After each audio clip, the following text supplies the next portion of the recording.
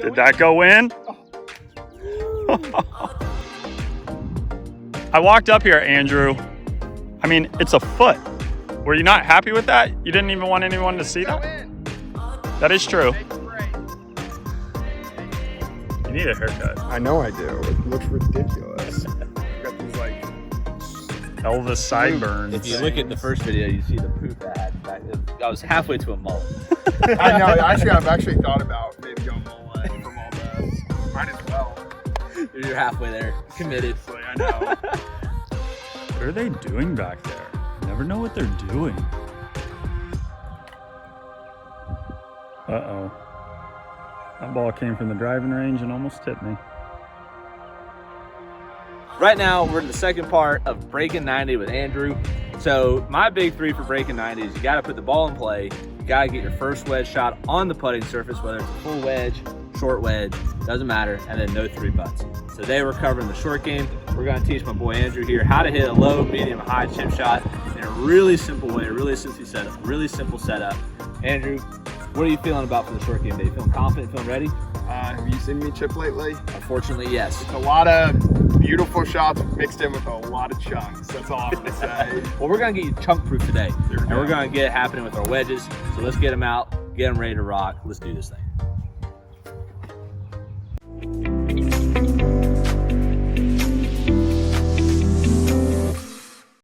So when we're working short game, consistency is what everybody comes in talking, looking for. But what we want to do is set up consistently so we have a good chance to hit a good shot. And then we're going to change a little bit of where we set the ball, how we set the club, and how we use our wrists to get the different height trajectories we want to see. So right now we got Andrew set up for a nice little low run and chip. We're just off the edge of the green, got plenty of green to work with. This is one of those ho-hummers that we should try and get close enough for a tap in. So Andrew, show us your way of hitting a chip shot quick and how you would try to hit this shot to our flag down. Probably put it maybe mid to a little bit on back part of my stance. Okay. Push my hands forward, almost kind of like hooding the club to try to keep it down and push it out. All right, so we got the old chunk and scooter, right? We hit about 4 inches behind the ball, got a little lucky, it still worked out okay. So here's the kind of the deal, right? So back in the day, everybody was kind of told to put the ball off your back toe, open your stance, lean the handle forward. The problem is that's not really how clubs are designed to utilize the bounce. So what we want to do is we want to utilize the bottom of the club, and that's like our little skipping area. And as long as we get the bounce kind of hitting the turf, you can't hit it fat, hit it poorly. So he still utilized the bounce a little bit because he hit it fat. We didn't take a whole lot of turf out of the ground. But let's set up a little differently, give you a little better chance. So my keys for a good low running shot, right? Go ahead and build your stance a little inside of shoulder width. Flare your left toe out just a touch and kind of lean onto that left side a little bit. I want you to feel like you're going downhill to the left, okay? And we're gonna stand a little closer to the ball so the handle sits a little more vertical, right? And that's probably a little too far, right about there is fine.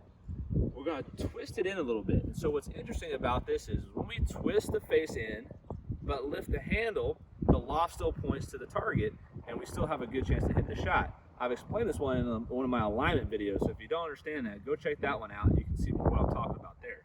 So go ahead and set up again. Perfect. Now, he's gonna feel like he's leaning down the hill, and his swing thought is he's trying to feel like the golf club stays a little more outside, because when we get it too far inside, the club can't go down to the ground very well, and will lead into kind of that Hosley bottom out early chunk.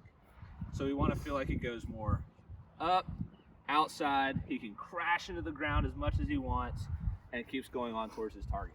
So let's try this one on there, Andrew, and feel like it goes a little more up that way.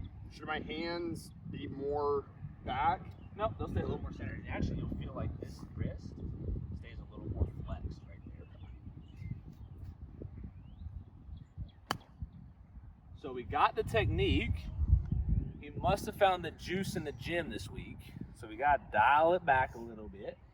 So that was the excellent technique. This is a good thing for you students out there listening, is that technique does not equal success. Technique means you have the technical portions right, Now it's the physical attributes and the mental part of the game of learning how far to throw it, basically. If you're throwing a ball right now underhand, right? So right now the ball probably has to bounce before your first attempt and the edge of the green so it can roll out to the flag stick.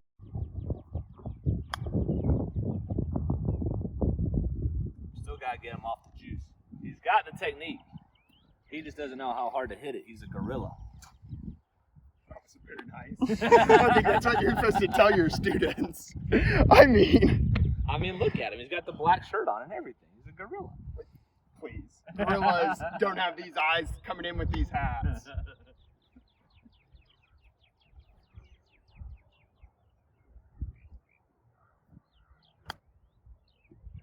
That's 3 in a row in about the same spot. But that could go Did that go in? So we're getting pretty close. But you notice how even though his distance has been not the best, it needs to be improved, as you would see in your 5th grade report card. His line has been awesome. He's starting it where he wants. He hasn't really hit it bad outside of the first attempt when he got a little shaky on it. And so now it's just a matter of the plus minus. So if we've eliminated left, right, and all he has to know is how hard to hit it, he can be a lot more successful around the green. You got 1 ball left. You almost made that one. The ball obviously has to stay a little right of that first ball. Land a little bit shorter, maybe.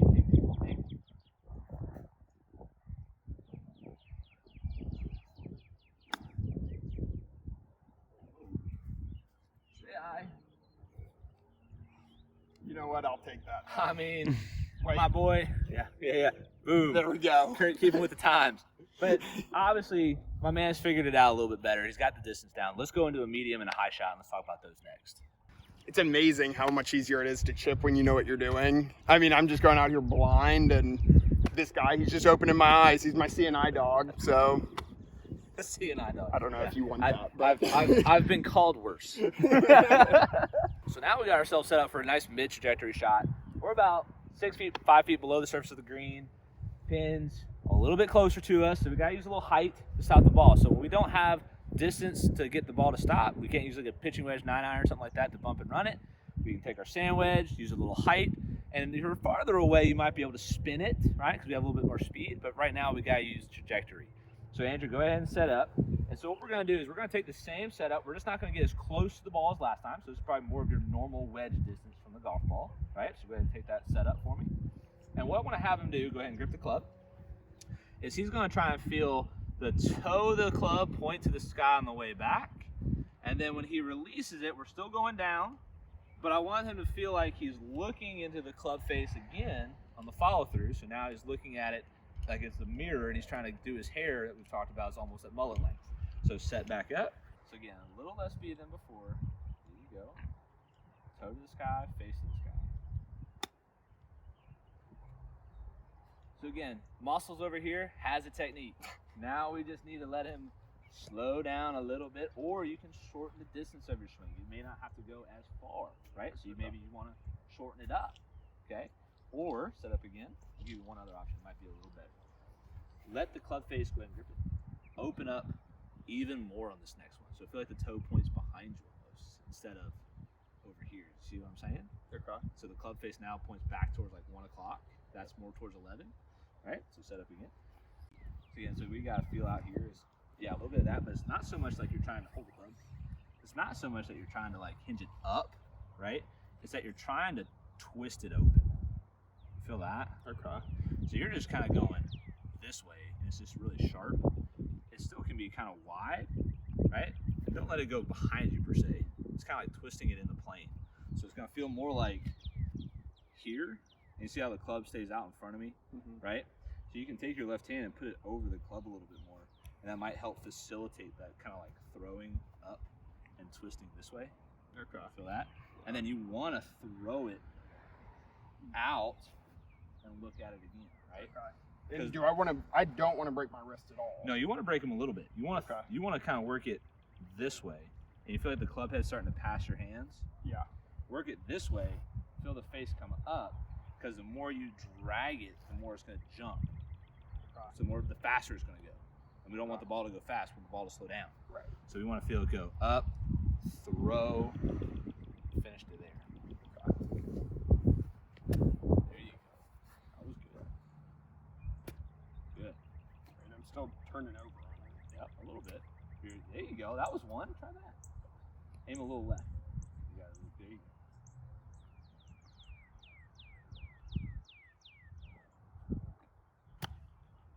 go. Okay, so we got the ball to slow down. Perfect. Let's do that again. You need to practice when you take one. Get that feel again. There you go. Perfect.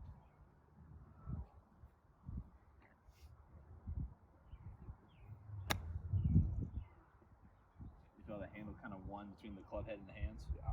Okay.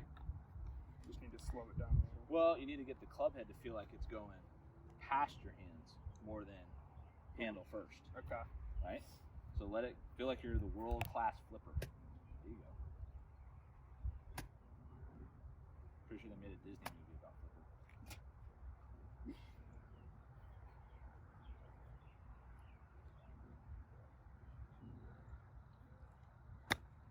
Ooh. Uh-oh. Uh-oh. Oh. The pin-seeking technology of Andrew Radford. So again, it's getting a little better use of the hands, learning how to control the face, learning how to slow the ball down when we need it to, right? And having that club face open a little bit more than the low shot. And now we're about to go dive into hitting the high pitch to get the ball up in the air to max capacity so we can land nice and soft. So I'm stealing this nugget I learned from Joe Mayo. Amateur golfers speed the ball up when they need to slow it down, and they slow the ball down when they need to speed it up. So when you hit a driver, we use bad technique, break our wrist down, hit banana slices. When we hit short game shots, we drag the handle too much, ball comes off too fast, and we can't get it to stop. So I thought it was a great quote, and I think that's a great one for you listeners and viewers out there, that we need to learn how to slow it down when we need to and speed it up when we need to. And that's what amateur golfers don't do as well as professional golfers. So you're calling me an amateur? You are a professional amateur. I can deal with that. That's reasonable. So now we got the high shot. It's elevated. We got to go up. There's no low runner shots on this one. So we got to dabble into the deep thresholds of how to hit a high shot. Now the cool part is for this, ladies and gentlemen, is this shot you can use in the bunker and in the rough and in the fairway. So it's all technical. It all works. We're just going to change the impact point a little bit for the bunker shot. So for this one, Andrew, what we're going to do is we're going to let you widen your stance a little bit more, right? So you have a good base. And when we lay a wedge down, right, the face lays back, but so does the handle a little bit. So when we let the face kind of twist open, the handle also wants to sit down and back some to match up. So when we set this one up, we're going to want to feel like the handle doesn't press forward, but actually kind of sits maybe just a little right of our zipper, just a touch. There you go. And widen your feet just a bit. There you go. And we're going to scoot it out a little bit. No, you stay there. There you go. Scoot it out. Let the hand sit a little lower. Now what we're going to try and feel is we're going to try and feel the club face open up even more. Now look where the face is pointed. It's staring you in the face, right? Yep. And we want the club head to win the battle and look at us in the face again, right? So we want very little handle drag. We want a lot of throwing of the right hand, and you can actually feel like it's a really good right-handed shot. So the more your right hand wins, the better you'll feel that throw.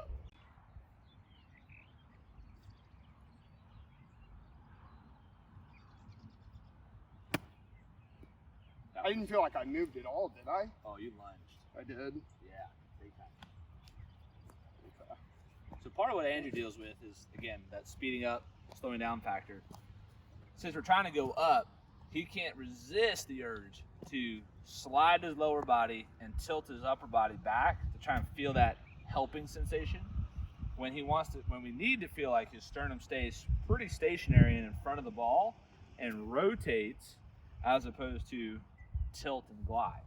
So the more he can feel like his arms and his hands release and let the club head kind of win instead of letting the hands win, we hit better product. When he glides, the club drives into the ground, and that's where you get yourself in a little bit of trouble, right? Okay. So again, the feeling is keep your chest high and left of the ball. There you go. Feel more arms to the shot. There, that was good. Do that. Make that swing with the ball. Notice he didn't take a divot there, right? Right. See if you can do it without a divot again.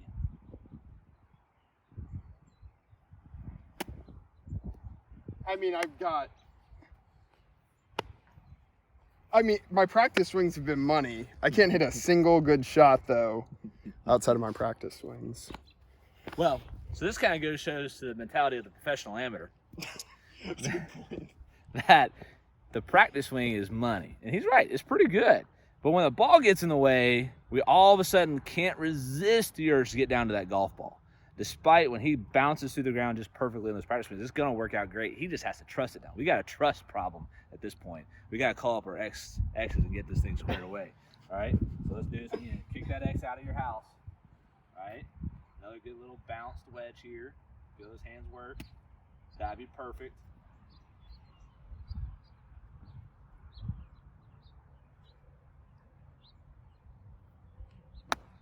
Hey, notice the lack of divot. That's what excellent professional players do when they hit high soft pitch shots. So we're working on it. He's still a professional amateur, but you know, there's room to grow. Yeah, I don't think professionals are going 20 yards over. There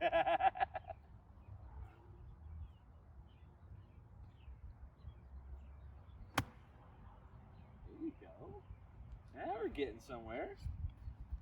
And so part of when he starts to tilt, he'll drag the handle in to the left, and that's kind of why you see the divot kind of get a little toe in left. So we're trying to work on, again, resisting that glide and yank to the left, feel more of a throw, and the club stay out in front and his finish more. So out in front being in front of his chest, not left of his body. There you go.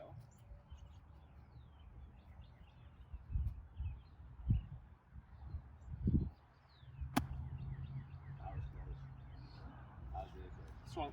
Slowed my speed a little bit down. This is coming all the way back. This is a perfect ball return practice facility. Did that on purpose. Didn't want to go get it. Already got my exercise in for the day. After our last video, I was thinking golf was easy. I mean, what, 5 practice swings, couple terrible shots, and then we're hitting it. Well, 3 bills, basically. but to his point, this is why ball striking won't get you below 80. Good point. Good point. We got to get to 80. I think we got to get to 90 first. Maybe we got to get to even par. But 90 is probably a little closer to accurate.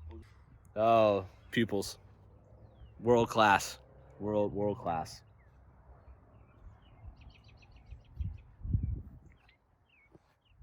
Not getting any better. I feel like I'm so close.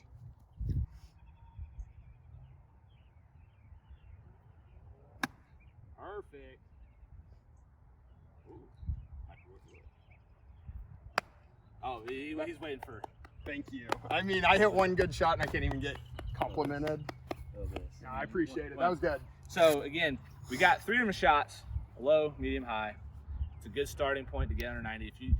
To get to breaking 90, you just got bogey golf. So we really just can't miss the green. And so at the end of the day, we just got to find something that gets you on the putting surface, get you 2 putts, get you out of there. If you miss the green, make bogey, move on. So for here, the low shot, and every time for him, he has to learn how to kind of slow the ball down a little bit. Going up in the air, it's going to be a new subject for him because it's not comfortable, it's new.